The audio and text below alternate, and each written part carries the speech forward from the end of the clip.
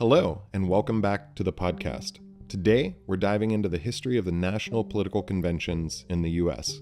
They're a big part of our political process and have evolved a lot over the years. Ben and I will explore how they began, how they've changed, and maybe even talk a little about my disdain for political parties. From the warnings of our founding fathers about those parties, to the modern-day spectacles of balloon drops and celebrities, there's a lot to uncover about how we choose our presidential candidates. You ready for this one, Ben? Let's roll. All right.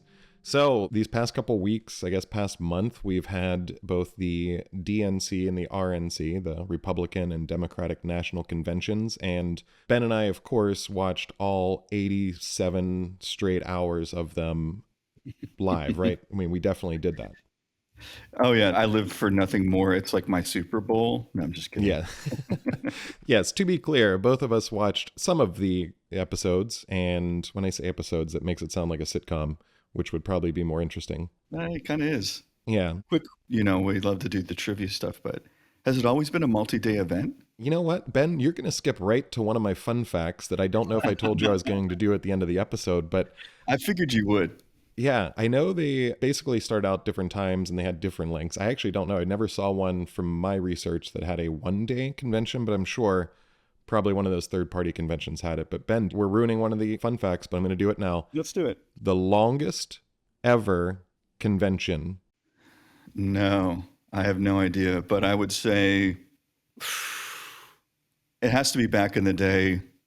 Well, I was thinking about that when we were like, hey, has it been multi-day or one day? I'm sure it's been multi-day because it took everybody so long to get there back in the day. That's true. Like they're riding horses and trains and stuff. Yeah. They're like, listen, it took me like 3 days to get here, so I want at least 3 to 5 days. So I'm going to say it was like the Bull Moose Party or something like that. I don't know. Interesting. It was 16 days. I think you had the right time frame here. It was 1924. It was the Democratic National Convention. It was at Madison Square Garden in New York. A little bit past, they had vehicles at this point, but Yeah. they had 103 ballots that they needed to nominate John W. Davis as their presidential candidate, and it lasted 16 days by the time they got through all of those ballots. It's 16 days of voting. Actually, now that you mention it, I wonder if that's one of those things where they just kept saying, you know what, I don't really want to go back home right now. Let's go 10 more votes. Let's just tie this thing up. Yeah, I've been fighting with my significant other. I don't really want to go back yet. Let's. Yes. I gotta stay here. We gotta count the votes again. Long day at the office. Yeah, I'd love it if politicians in 1924 said significant others. I'm sure that was probably at the top of their mind. I know it was all wives. The old battle axe. Just to be clear, I don't use that term, but I'm sure that's what they used back then. So it's a great Norm Macdonald reference there. Yeah. Oh, man. Yes. We should pour one out for Norm and then continue the episode. One of the greatest comedians of all time. Controversial and hilarious. But anyone that's sort of how that works. Yeah. Yes. But yes, 100. absolutely. He's the comedian's comedian.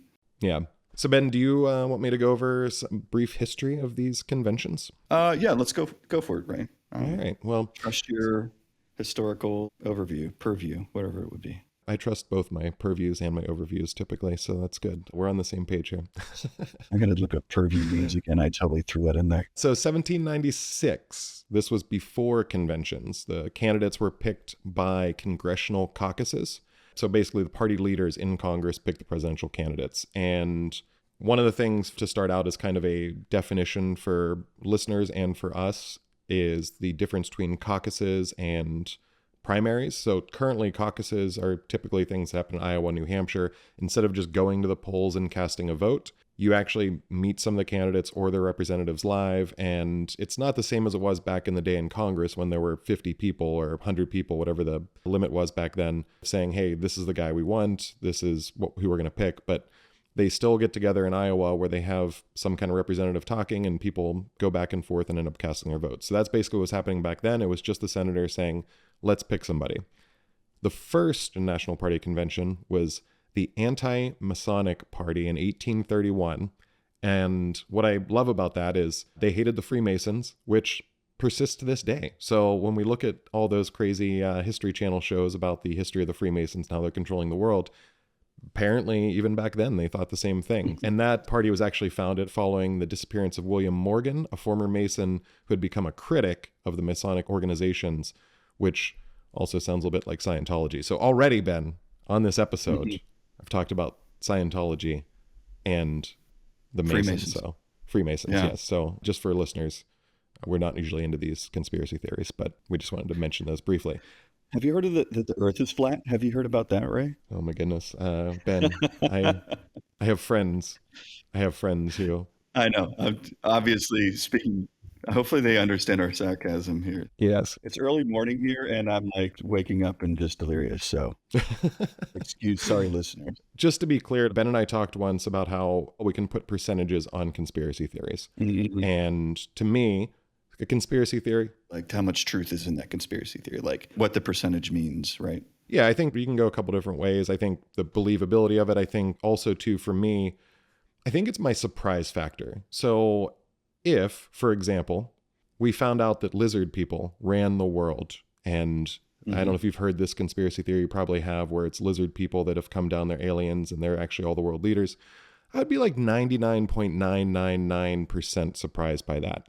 The only one I think I go to 100% is the flat earth one, because we need to have a flat earther on here that we can talk about some of these things in a way that I've never seen before, which is where they explain why, because that's the part I just Mhm. don't even get about that, is why would we be hiding all this stuff? I don't get it. So should we continue on about presidential conventions, or should we just talk another? Let's do that. Yeah, I think I was just going to say let's do an episode on maybe conspiracy theories through the years, and ones that actually came true or not came true, but were revealed to be true later. That would be kind of interesting. Yeah. If we find out that the CIA had a hand in JFK, I'm at 50% surprised. That's it. That's a low conspiracy theory for me. Right. So back Yeah, I hear you. to the podcast. Yeah.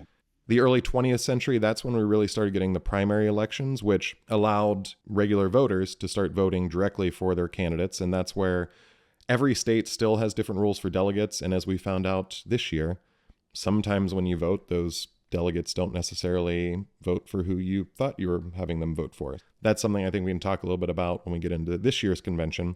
But what was really interesting to me, as someone who grew up after the 1970s, was that up until the 70s, the primaries had fallen out of favor and were only used in about 20 states until the 1970s. And that's when most states ended up going to the primary system.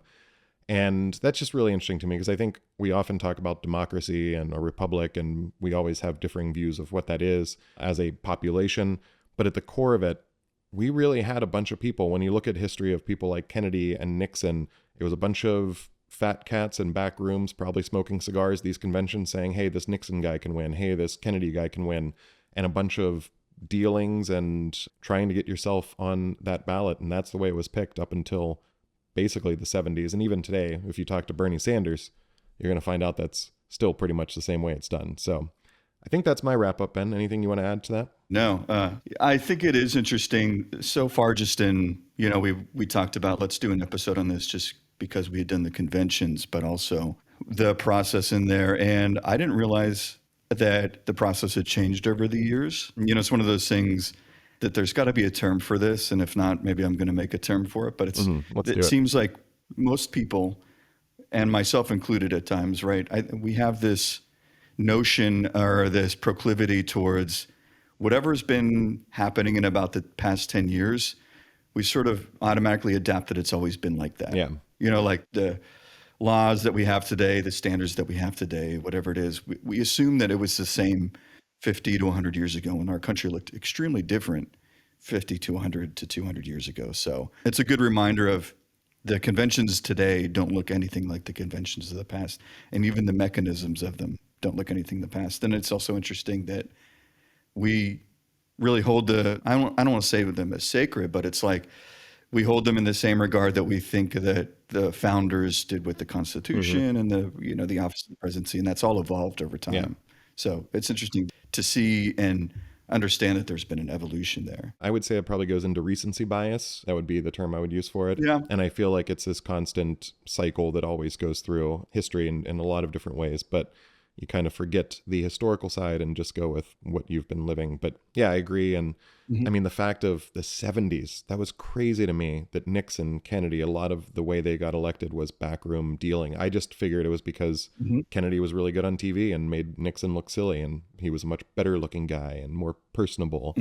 But he was actually still a lot of backroom dealing. And his father, of course, Absolutely. one of the kings of the backroom dealings. The most recent case I think that you alluded to earlier that's in our recent history is Bernie Sanders, right? Yep. He was favored, and a little bit of backroom dealing, basically just pushed him out of the running where Hillary Clinton could take the nomination. Which was interesting seeing him talk about that during his speech. I don't know if you saw him talking about how you can't have billionaires and leaders deciding elections. And he said specifically also, you can't have them deciding the primaries, which was, I wish they would have cut right to Hillary right at that moment. That would have been a perfect, like, if it was a sitcom, that'd have been the perfect pan right there. Yeah. It's sadly, for better or for worse, it's still that organizational behavior of politicking, office politics, politics. And I think that happens on both sides. As the more left leaning, I'm not a Trump fan. If the Republicans would have done some backroom dealing and said, this Trump guy back in 2016 or 2015 is a wild card and not what we want, we're going to throw somebody else up there who's more even keeled, I wouldn't have been too upset about it, but here we are. I think that's the difference between me and a lot of people. I get really upset about anything that starts the Kamala Harris pick. Is it a better option than Joe Biden? Yes. Does it give him a better chance to win? Yes. Was it done in a way where I'm like, wow, the party of saving democracy really looked like they saved democracy right there? Not really. And I think that's the part where, I would say the same thing. I think Trump, even at this point against Kamala Harris, we talked about this when we talked about the debates. I think it would be great if he kind of got rid of J.D. Vance for his election's sake. But I would hate that as well if he did it just by saying you're fired, which is probably how he would do it, if it wasn't done by the right mechanisms. And I think that's the part that is frustrating. And going back to these conventions, it's become such a spectacle. It's become an arena full of celebrities and who can get the biggest celebrity. And we have, Kid Rock on one side and supposed to be Beyonce in the other, but Kid Rock is Kid Rock and Beyonce didn't show up. So I don't know who actually won that one. Hulk Hogan, I think, won that one. I will say, as someone who grew up watching wrestling, that was the best promo that he's cut in a lot of years. When I saw him rip off that shirt and do the, the Trumpomaniacs. I mean, whether you agree with the message or not, it was an he was fired up. He was fired up. Did you watch wrestling as a kid, Ben? I did, yeah. Who was your favorite wrestler? I was an Ultimate Warrior kind of guy. Really? Hulk had his place, definitely, but I think Ultimate Warrior was... Wow. Anyway, we don't need to go into that. I love these sidebars, but yeah, I want to talk to you about that off camera and find out more about your Ultimate Warrior lean. Who was your favorite? Yeah. Macho Man, I think, was mine. I think. Oh, Randy Savage. Yeah. Oh, yeah. I just think you can snapping into a Slim Jim. Oh, yeah. Speaking of the spectacle, we had talked about Zach Galifianakis, the actor. If you've never seen his clips with Hillary Clinton on Behind the Fern, I think that's what it was called. He does an interview with Hillary. Between Two Ferns. Amazing. This past week, he came out. He's a liberal guy, and he said, as a small town guy from North Carolina, I do wish the DNC would step back from the celebrities a little bit. It works to a point, but they have to win over rural America. Hollywood thinks it's so important, and that's a problem. Actors are people too, and they're citizens too, but I'm more on the small side of that than I am on the Hollywood side of that. What do you think about that, Ben? I think he makes a great point, and it actually makes me want to highlight two other points that I think are even more problematic than that. But let me tackle that one. Which order do I want to do that in? So we'll do this one first. Yeah, it is problematic to me. I know. Welcome to the ADHD brain, especially in the morning when I'm still drinking coffee. So long story short, I would say yes, of course. A lot of the conventions have changed because of, politics has changed because it's televised now. Shoot, music changed because it was televised. Like there was the whole pre versus post MTV, who gets to be an artist, who doesn't. And I think going back to Kennedy and Nixon, there are some clear polls of when you did the Kennedy-Nixon debates, the televised versus the radio broadcast versions. Those who listened to the radio broadcast thought that Nixon won, and those who watched the televised version thought that Kennedy won, right? Or if they felt that he won. I think also there's some bias there in that you probably had older folks listening to the radio and would lean more Republican, and younger folks watching TV, there is that aspect, but they're very much a lot of what historians credit Kennedy's win in that debate is to, he just looked younger and more vibrant, and Nixon had weird makeup on for TV. They didn't have it right. So I'm digressing here, but yeah, I think that the televised aspect of those events has turned it into more of a spectacle than it needs to be. There's been musicians, there's been music at those since really early on. I mean, the early 1800s. That could be a great trivia question, actually. But yes, I wish that they would have the voices of regular, average Americans versus celebrities. And I think this is a both sides things. I think, the Democrats get the benefit of, there's more liberal Hollywood people than there are conservative Hollywood people. But, the RNC still had Kid Rock. It still had Hulk Hogan. It still had Tucker Carlson. I don't know where he's in there.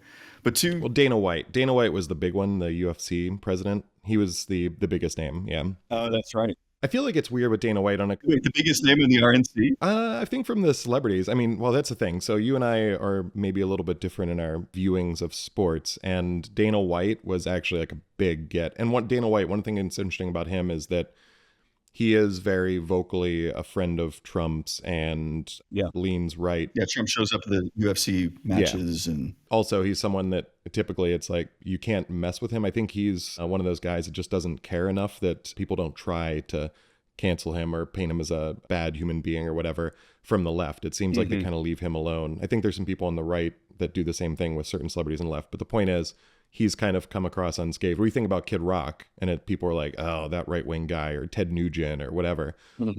Dana White, possibly because he doesn't say as many crazy things as Ted Nugent, comes across more reasonable and more liked from people on different sides of the aisle. Anyway, point is, Dana White was probably the biggest name there. I just want to make sure that he got mentioned. Yeah, that's a great point, because I would say that's a blind spot for the Democrats or liberals right now is, the UFC is sort of seen as like what the WWF was potentially seen as, and maybe there's a through line there. But like, I think that the Democrats underestimate the pool, or like how many fans of USC, sort of what that represents. And maybe like, I wouldn't say it's a big power structure, but it's a power structure in a younger dynamic, or has an influence on a lot of younger men in America. And Dana's been pulling strings behind the scenes, right? Like Trump was just on Theo Von's podcast. That was an interesting And that interview. was orchestrated by Dana. Like they talk about at the beginning of the podcast. Okay. Yeah. I didn't hear that part of it. Yeah. Yeah. He said, it's actually, I think before records, I caught on YouTube, it's on, because that's the uncut version. Gotcha. So like if you go on YouTube, he's like, oh yeah. So, and Dana, because they're talking about how Trump shows up at the fights. And we're digressing again, but long story short, Dana, he is very much a power player in that younger conservative, I would say, male demo, which is a strong demo for the RNC. So that's a great point, right? Yeah, well, I think covered a lot of points there. So can I just cover two of them real quick here? Because I want to make sure we don't lose them here. I think the Republicans generally would love the celebrities, but they mock the celebrities because they can't get some of those celebrities. So you'll hear that on Fox News, where they're like, man, they got all these people out there. These celebrities don't know anything. But soon as a celebrity comes out and says like, hey, actually Trump's pretty good, they're like, see, look, they're coming alive. And and they're usually people like, I don't know if Doja Cat was one of them. Kevin Sorbo. Yeah, Kevin Sorbo or Scott Baio, whatever. And it's like not these big celebrities, but when someone bigger comes out, they all of a sudden become huge. So it's like, I hate these celebrities until they're on my team. And again, Democrats do the same thing with a lot of people, but I feel like we should stop saying that. I think listeners should just know when we say things like Democrats or Republicans do this, we can just in the future let them know that we believe both sides does it. Yeah. But one important point that you stated there that I think is good is you talked about having real people there. And I'm a little torn on that, because what I see, the State of the Union addresses, I see as like a mini version of these conventions. Very short, but they have people come up in the crowd and speak. So instead of celebrities, they'll point out real people that have had these stories of ways they were helped or sad things that happened to them. I'm sure it's great for the people who are up there that have lost family members or whatever. It's good to be recognized. But at the core of it, I'm like, you're being used. And it doesn't matter which president's in office. Yeah. They're using you for your story. Maybe they care. Again, I don't like to ascribe intentions. Maybe they do care. But generally, it's like this person's going to be great on camera and make those evil Democrats or Republicans And people are going to see how terrible they are.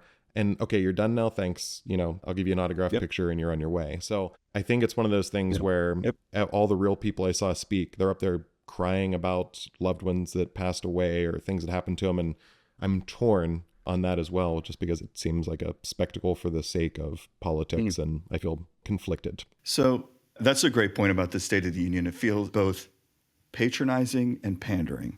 Yes, right? That's great. Yeah. The two P's. You're like patronizing the person who's standing up, and you're sort of pandering to everybody else by it. But I think I would like to see voices of the common person. I do think that that's important, because that's the idea, is that these parties should be looking out for the interest of the common person. And yeah, I think what I was saying before, the whole televised aspect of it does change it into more of a spectacle. But on that note, that was actually my two other points I was going to make earlier, Ray, off of that, was they both had the celebrities. I think the big difference between the two is that the Democrat National Convention had several Republicans speak. Kinzinger, I don't know if I ever say his name right. Adam Kinzinger, there was Kinzinger, thank you. That construction worker from Alabama. So that was like, the common man voice right there. And then the former press secretary for Trump, which you didn't have. And someone fact checked me, I don't think there were any Democrat voices at the RNC. So I thought that was interesting. That's like a strong move by the DNC to get voices from the other side to be on your side.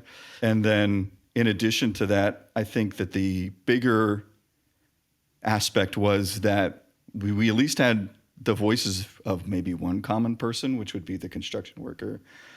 The really insidious, and I'm going to use the word insidious, maybe that's too strong, but the scary thing to me on the Republican National Convention was there were 3 or more CEOs that spoke, which, if you're going to tell me anything about what the party is interested in, or what the party who they're really pandering to, I'm going to have the party that at least seems like they're, even if they're pretending, pandering to the common man versus pandering to CEOs. I mean, that's actually scary to me in the sense that, here's our spicy part, right? Yeah, this is where it gets spicy. Well, I don't think that any CEO should be speaking at a national convention for a political party. I mean, I think that's, and we've agreed on some aspect of it, and I think we're about to disagree on some aspects, but like the money in politics, especially from corporate, money is a major factor, and it's gotten worse.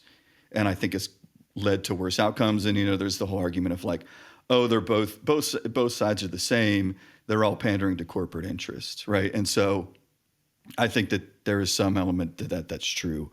I'm not going to say that the Democrats don't pander some corporate interests. Yes. Let's be honest. But I think that the fact that the Republicans were just like straight up, hey, here's some CEOs that we want, and yeah, we're in their pocket or they're in our pocket. I don't know which way, but that to me was sobering. And the last thing I'll say to that, I was talking to a friend last night who, full disclosure, my friend is a poet, author. He's Black. He's the guy you think that would be like anti-Trump, down with this guy, but he was never really, he's like taken the even kill. He's like, yeah, he's another he's a blowhard who's thinks he's a politician, But he was like, the first time the thing that gave me pause was his choice for J.D. Vance.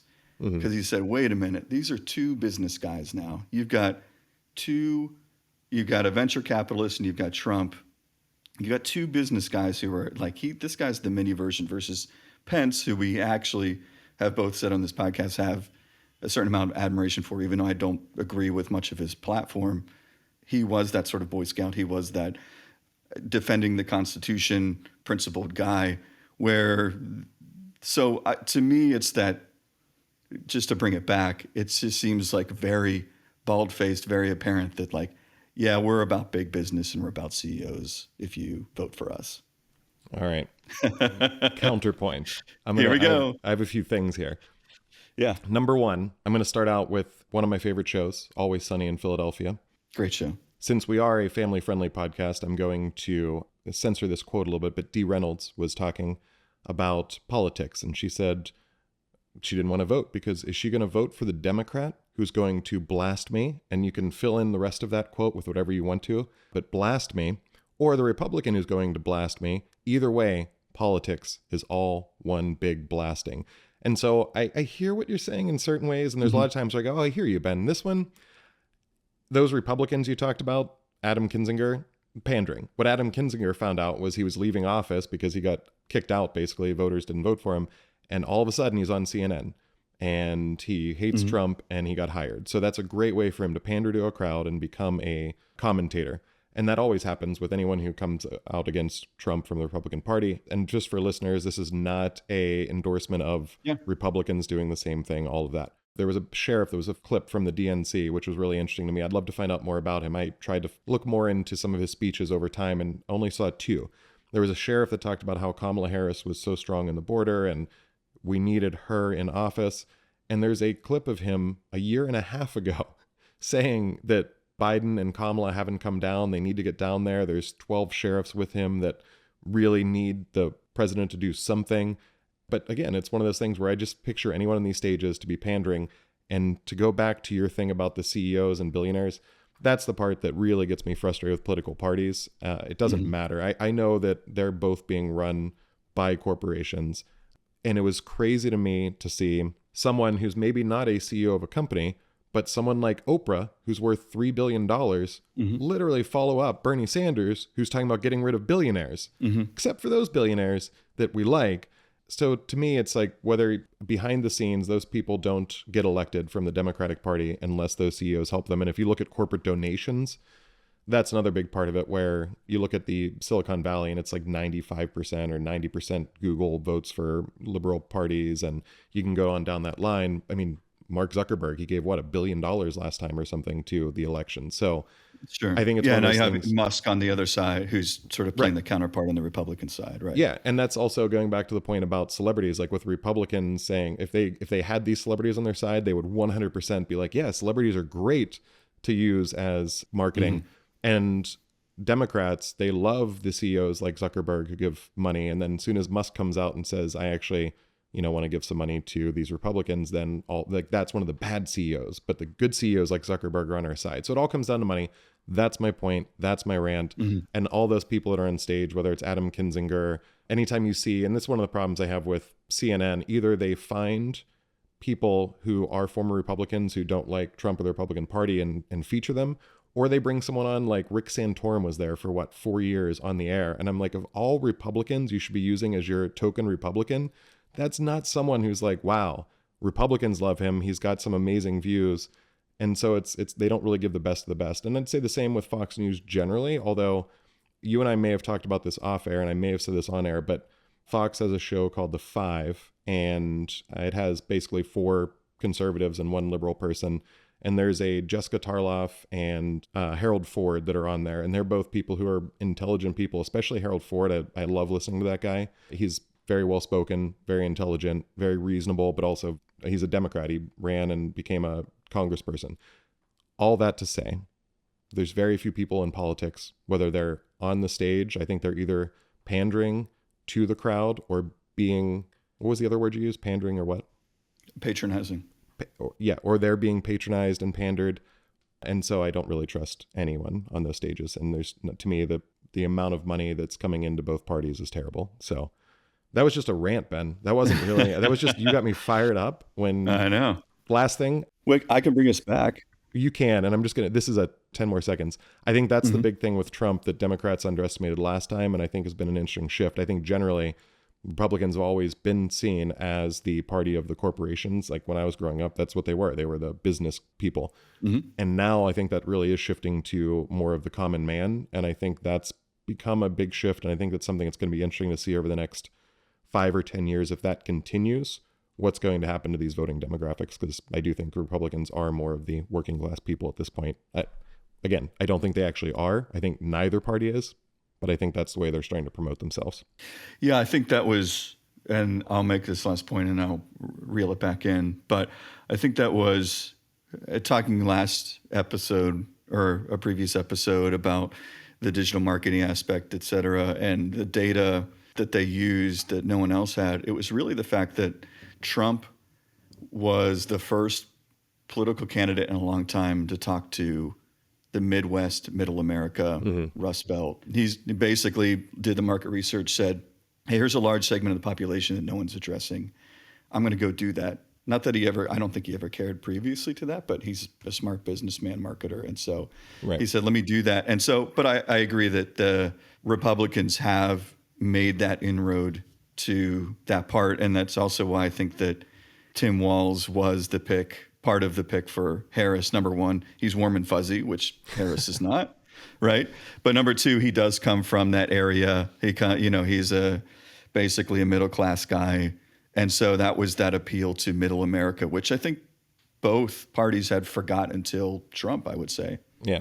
To a certain extent. Yeah. Yeah, I think we agree on that. And I will say that after watching both of these speeches, I don't think either candidate went into much policy. I'm talking about Trump versus Kamala. Sure.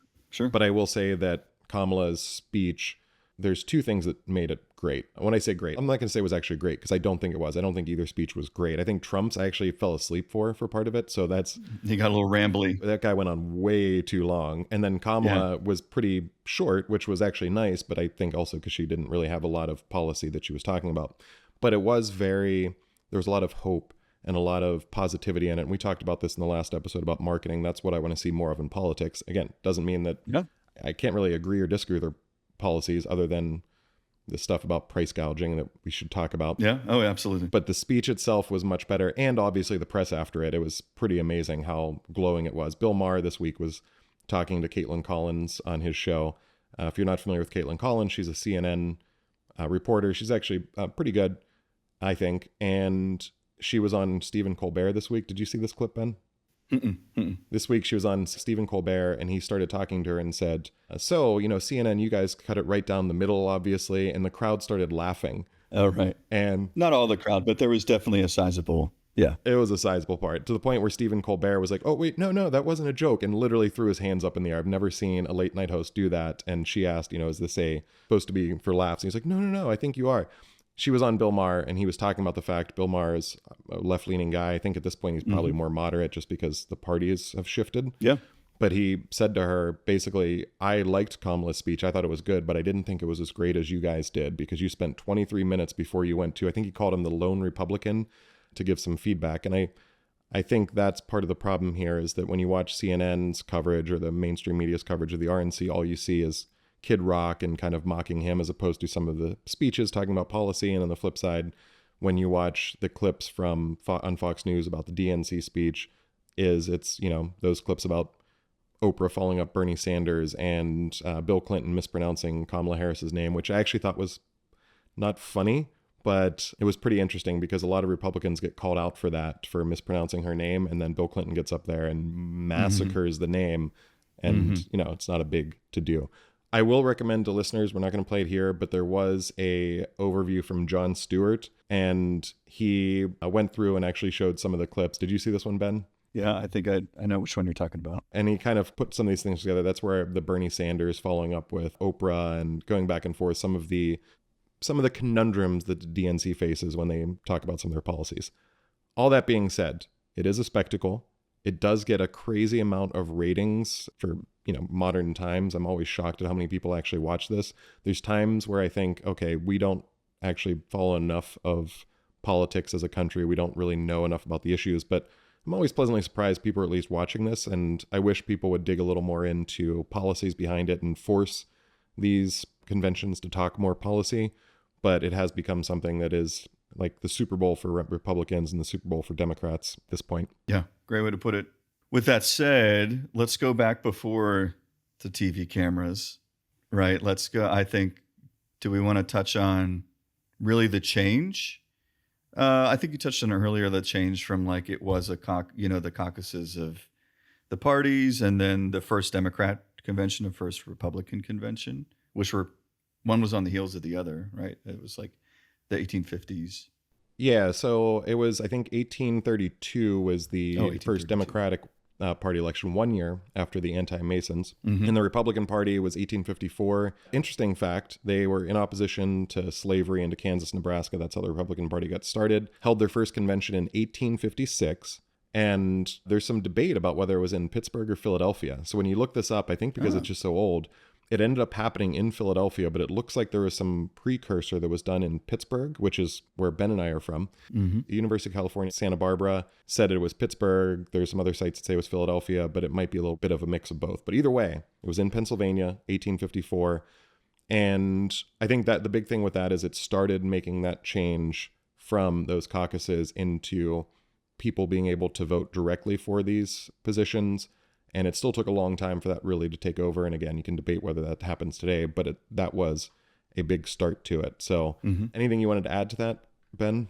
No, not particularly. I thought it would just be interesting, as we're trying to research and do the history of things, to know when those two conventions really started in their more modern form, which was kind of halfway through our history. Yeah. Through the maybe a little less than halfway, but not too far. At this point, it was halfway through the history when you and I were born, Ben, but now that we're older, it's a little bit before halfway.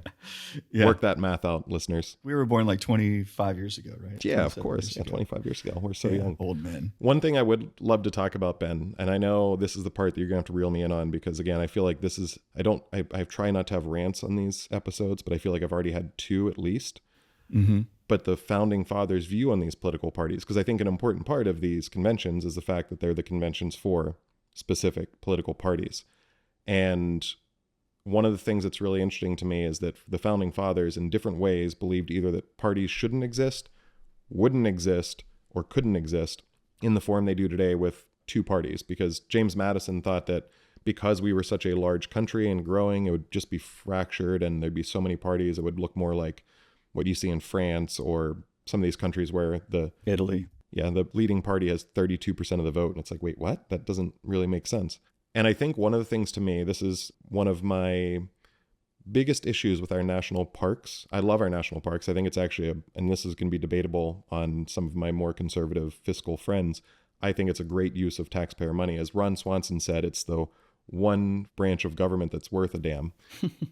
But one of the things that bothered me is when I went to Mount Rushmore, on the plaque for George Washington, each president that's on Mount Rushmore, they talk about their political parties, and it listed George Washington as a Federalist. And I was upset, Ben. I was really upset that they put a political party to George Washington because from the very beginning, he refused to have a political party because he said that would be a downfall of our country. And I'm just going to talk real quick here, and then I'd love to hear your thoughts on it. There's a farewell address that George Washington gave when he left office, and Congress still reads it every year. It used to be read by both the House and the Senate. Now just the Senate reads it. But when you look at what he wrote, he basically warned against the dangers of political parties, said they would divide the nation, weaken the government. And I'm going to read this part of the end here. It's a little bit of older English, but I think it comes through. He said, "There's an opinion the parties in free countries are useful checks upon the administration of the government and serve to keep the spirit of liberty alive. It also leads to concessions to the favorite nation of privileges denied to others, which is doubly to injure the nation making the concessions, by parting what ought to have been retained and by exciting jealousy, ill will, and a disposition to retaliate in the parties from whom equal privileges are withheld. And it gives to ambitious, corrupted, or deluded citizens, the actual word he used, who devote themselves to the favorite nation, facility to betray or sacrifice the interests of their own country without odium, sometimes even with popularity, gilding with the appearance of a virtuous sense of obligation, a commendable deference for public opinion, or a laudable zeal for public good, the base or foolish compliance of ambition, corruption, or infatuation." And basically, he was saying that the political parties are terrible. People who are in the political parties were going to be the downfall of society because they are only worried about themselves. And Congress, to this day, still reads this. And it's just one of those moments where are they rubbing it in our face that they know they're getting away with this? Or am I reading it wrong, Ben? Or is there another option that I'm not seeing? So tell me your thoughts on that. Yeah, I think this warrants its own episode, number one, because there's a lot to unpack there. Two, I think I'm a little Madisonian here in that it's an inevitability. It just seems to be the way that I understand Washington's desire, and I think in an ideal world that would be the case. There would be I'm going to start singing Imagine pretty soon, right? Like there's no, like everybody gets along and there's no divisions and everyone's, just voting of their own accord and hopefully for their fellow countrymen. But I don't think human behavior is that. We tend to just find groups that we feel like we fit into. There's a modern sociological movement of the tribalism, of sort of the understanding or highlighting the way that people operate in society based on tribalism. Yeah. And so I think Madison understood that it was an inevitability. And so I in the same way that I would say that we were talking about in a previous episode, that the VP used to be the opposite party, right? Mm-hmm. It was the second place. And that sounds really great on paper, but really not great in practice. I think this is another one where ideally that would be great, but in practice, it's just not the way that humans work. And so you're going to have factions and parties. And I think that is somewhat of the best case scenario, in the sense of, we can argue the two-party system versus a multi-party system. And maybe that's the episode in the future, and how we got to a two-party, because we used to be more than two-party, to what you were saying before. But I'll just wrap that with, I think it's inevitable. And I think that the different parties being sometimes in concert, but mostly in contrast with each other, it gives that balance of, it's a rocky road, but we're moving in the right direction, I would say, as a country. All right. So I hear you. Mm-hmm. And I think this is one where I actually do hear you more than the last time I went into this rant. I'll just wrap up with this. I know Ben doesn't want me to rant for another 45 minutes. This is one of the points I get really fired up about. So I think this is why generally this episode has gotten me so fired up, because I agree with you on the Madisonian part. I think they were inevitable, but I don't think they're necessarily inevitable with just the two-party system. And I think that's something that really from the beginning. Agreed. Yeah. And I think from the beginning, and that's what Madison thought. He thought they were just going to be fractured. But from the very beginning, we really always kind of had two parties. We always had that third party, the anti-Masons, but that's a very specific party. And I think that's more of what Madison envisioned, was you'd have these people coming out anti-Mason or pro-Mason, or in modern terms, it would be the pro-gun control party or the anti-guns party. And so you'd see these little factions that had enough influence in Congress that they would be able to enact some change, but they were very, very focused. And I think... And that happens in other countries, to what you were saying before. That's France and Italy. They have those, and they sort of fold them within whatever bigger wing for another episode. But yeah, and I agree. I think, to me, and I'll wrap this part up with here so we don't go too far off and we can save this for the future, but the two main things I think the Constitution got wrong, and I think when you look back at the Founding Fathers, I think Madison spicy. was the closest to this. What's that? I said spicy. Two things that the Constitution got wrong. Yeah.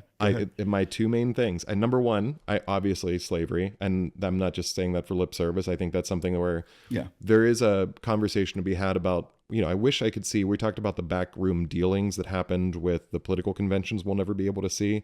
The same thing at Independence Hall in Philadelphia, where listening to people who owned slaves talking about how they should get rid of slaves, but also keeping their slaves when they didn't get rid of slavery in the Constitution. And it's just like, where are those conversations? And there's really no great notes about what was happening, and obviously no recordings, but I would love to see those conversations. But I think clearly they kicked the can down the road. If they said we have, I think 15 years, whatever it was, we'll come back to it. And obviously we see what happens. So I think that's obviously number one, the worst thing. But number two, there should have been something in there about some political guardrails for parties and the influence that at the time it wasn't corporations, but individual landowners at the time would have. So finding some way to put into our Constitution ways to limit the power of these large groups or large people who had money. Aristocracy, in a sense. Exactly. My last piece of this, I talked to our AI overlords on ChatGPT, and I pasted in what George Washington said in his address and asked ChatGPT to summarize in modern language, and I think it actually did a much better job than I could ever do. ChatGPT said, political parties will allow ambitious or corrupt individuals to betray their country's interests without facing backlash, often disguising their actions as patriotism or public service. Wow. Yeah, that's a really good... I think to me, I'm going to save that quote, and I'm going to use that when we do our political parties episode. And then I'm not going to say another word, because I think that summarizes all my thoughts right there. Are you going to put that summarized version, or are you going to do it like the Wayne Gretzky let Scott, you know, like Michael Scott. Yeah. That's going to be behind me for the YouTube viewers. It's going to be a sign behind me constantly. And I'm just going to leave it. I'm going to get shirts made. right. Thank you, ChatGPT. I think it's a great. Yeah. George Washington, ChatGPT / ChatGPT. Right. That's perfect. That's perfect. I love a good Office reference too. So thank you for that. All right, Ben, anything you want to say, wrap up with anything I didn't cover before we go into some fun facts and some questions for you? I feel like I want you to probably bring this home with something that isn't so ranty, so listeners can say, hey, I learned something, as opposed to just listening to Ray sound like an old man yelling at the clouds. Well, I don't know that this will not send you into another rant, but I was going to kick it off with another fun fact of when we were just talking about political parties, that the first political party by Madison and Jefferson was the Democrat-Republican Party, Democrat / Republican Party. Yeah. Which is pretty fascinating to think about. And that was 1792, not long after. I mean, that was what, less than 30 years, that's 20 years after the 1776, right? So it was pretty quick. Yep. But that's the fun fact, is there used to be a Democrat / Republican Party.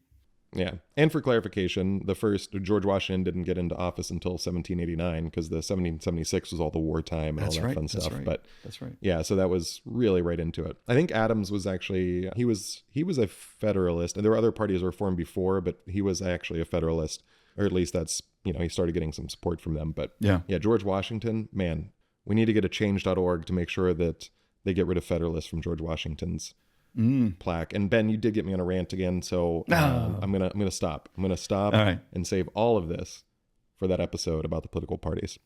Deal. You ready for a pop quiz, Ben? Yeah, I have a couple for you too. Oh, dang it! I loved when I pop quizzed you, so I didn't look like I didn't know the answers here. All right, no ChatGPT. My hands will be up in the air for the YouTube listeners. We're here. All right. What was the first television broadcast of a national convention? The year is really what I'm looking for here, so you can guess a time frame, but the year is what I'm looking for. Oh. I think it's more recent. I want to say it was, I'm going to throw this out there and it's probably not right, but the 68 DNC. Interesting. You were, 1940, Ben. Oh, I was way off. It was, I was going to say you were close, but then I was like, well, I'm not going to say that, but I also didn't want to make you feel bad, but I'm glad. Yeah, it was 1940. Now, it was limited coverage, but NBC did televise some of the Republican National Convention, but it was the first time it was actually the public being able to see the political process. I think at that point, there were only like 3 stations though. So even though it was limited coverage, I think that's mostly because people didn't have televisions at that point. Oh no, television was very rare in 1940. Yeah. All right. Do you want to go with one? Yeah, I was just going to say my thought process was, we were just talking earlier about the first televised presidential debate. I figured that a convention would come after that, but it came before that. So yeah, it was a good, I understand where you're going with it, and I think it was a good guess based on that. But yeah. You don't even make me feel good about it. Yeah.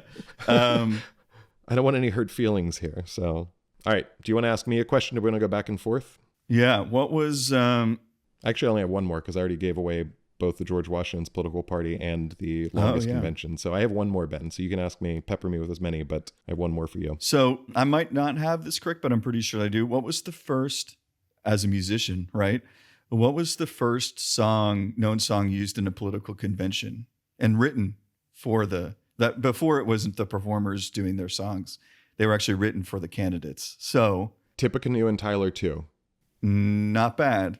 It was before that. Really? Before that? Oh, yeah. Sorry, I got so excited I cut you off, because I thought that was actually used in anyway, before for William Henry Harrison. Yeah. So we talked about him. We just talked about him. Are you ready? Yeah. It was for James Madison in 1808. Really? And it was "Huzzah for Madison, Huzzah."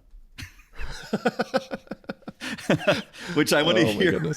Yeah. I'm going to go on YouTube after to see if someone has recreated "Huzzah for Madison, Huzzah." Yes. I'm sure someone has. And I'll say this for listeners. Tippecanoe and Tyler 2 was from William Henry Harrison, right? I think you already said that, and I think that's who it was. Basically, there was a song that really tore down his opponent, and there's a really great cover by They Might Be Giants that they go back and actually get some of the original sound of the song and they try to recreate it, but it's very good. So listen to Tippecanoe and Tyler 2 by They Might Be Giants. Which was also potentially, fun fact, the first diss track by a political candidate that we know of. Yes. So basically, in the song, I'm going to read one of the lyrics here, as Ben intimated. For Tippecanoe and Tyler too, and with them we'll beat little Van. Van is a used up man, and with them we'll beat little Van. I mean, that is a diss track. Yeah. Ooh. Kendrick Lamar is... Yeah, yeah. Yeah, Kendrick was like taking some inspiration from that. Yeah, Martin Van Buren versus William Henry Harrison. It's the new Drake, or the old Drake and Kendrick Lamar. So I'm sure that's going to upset somebody, me saying that. Just right, for clarity's sake, I have a lot of respect for Kendrick Lamar, less for Drake, but... Agreed. Yeah. Did you have another one? I have one more. Okay. First, now, if you've watched these conventions, you see an amazing amount of balloon drops at the end. These rubber latex balloons that are just polluting our society, and it's always weird to see it from parties who are saying they want to be clean and clean up the environment, but they've become a huge part of this. And this is another one where it's hard to pinpoint the exact start, but it seems like, I read an article in the Smithsonian that they tracked it back to a specific convention. Mm-hmm. And what do you think that year was? The first balloon drop. I don't know that I could pinpoint a year, but I'm going to throw it out there. I want to say it was Teddy Roosevelt, the convention. Ooh, what year it was? Oh man, that's okay. What I didn't do... It was like 19... Well, no, actually, because it was the Democratic National Convention. So it was 1932, and that was the nomination of Franklin D. Roosevelt. Okay, yeah, should have known that one. The slow-known president. yeah, a different Roosevelt, but yeah. Yeah. That was 1932, so that was the start of the balloon drops for old FDR. Mm-hmm. No one cares about the environment then. They're just... Yeah. All right. That's my last one. Do you have any others, Ben? This one's a fun one, another music-related one. All right. What band did John McCain say that he loved, and why he used their song in his 2008 convention? My goodness, that's very specific. I know. Band that who's the one that did Senator's Son? Oh, Creedence Clearwater Revival. Yeah. That's your guess? I'm gonna go with Creedence Clearwater Revival just because of that. I don't think it's the right answer, but it's my best guess. ABBA. Oh my goodness. ABBA? He used ABBA's Take a Chance on Me, which later when they pressed him, he was like, oh yeah, I'm a big ABBA fan. And later when they pressed him, they were like, so name us some other ABBA songs. And he was like, yeah, in all fairness. Yeah, Did they have any other songs? Yeah. So I would say that number one, that seems like a weird choice for someone like John McCain from just a musical selection perspective, but also Take a Chance on Me. Yeah. It doesn't really sound like a strong endorsement. I feel like that's take a chance. Could the other guy be worse? I don't know. It just doesn't seem like a very positive message there. So I agree. Well, in concert with that, or in line with that, Biden's was "You Can't Always Get What You Want," which is another head scratcher. No, I don't remember that was really what he had. I think that was, I think for his last he walked out to "You Can't Always Get What You Want." I thought you were trolling me right there. You can't always get what you want. Yeah, that is so crazy. These guys, I don't know if they thought it was their favorite song. Both of those guys. They're like, wow. I know. That is insane to me. Yeah, we ended actually on a very bipartisan line that either side has terrible taste in music. Yes, and what we always want to do here is both sides things, because that's what really gets people fired up. So yeah. All right, Ben. I think other than my rants, I think this was an interesting episode to kind of talk through some of the history of these conventions. I think they are giant spectacles. I think I wish in the future, I like sometimes talk about how I'd like to see things change. And this kind of goes back to our episode last time about digital marketing. I really would love to see more policy talks, more real people, less celebrities from both sides. I mean, Kid Rock, Hulk Hogan, Oprah. Pink. Yeah, Pink. I forgot about her. I don't care what these people think. And if I thought they had some really strong political beliefs or had some really interesting ideas, I just don't see interesting ideas coming from any of these people. So I wish they had some more people that might be boring. And maybe that's the thing.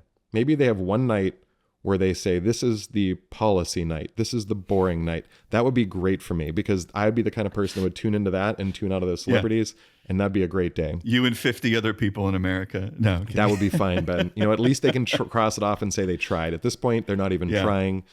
All they're doing is trying to lean into those memes and misconceptions. So the dumbing down of America, dare I say? Yeah. Idiocracy. I saw it for the first time about 6 months ago, and I thought, wow. Oh, really? Yeah. Yeah.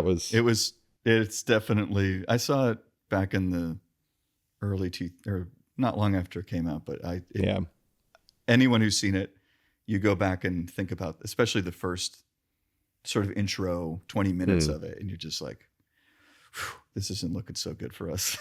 And then fast forward to Hulk Hogan ripping off his shirt like Terry Crews in Idiocracy. And, just pretty amazing. All right. Anything else you want to wrap up with, Ben? Anything you want to add? No, I think it was a well-rounded episode. Let's put it that way. Right. I agree. And it's always good to end with some self-congratulations. I think we did a great job. Just like the political parties. Yes.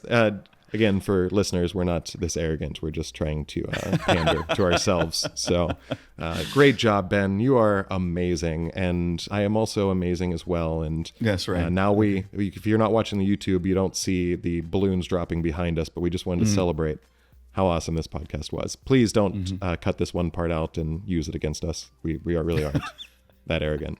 But Ben, we look forward to coming back with all of the listeners soon. Once again, if you want to reach out with any fact checks for us, or let us know if something we got wrong or something you want us to talk about in the future, reach out to Ray at researchthenews.com. And be sure to check out researchthenews.com for links to our social media, podcasts, all that fun stuff. That's the hub for everything. And we look forward to coming back with another episode soon.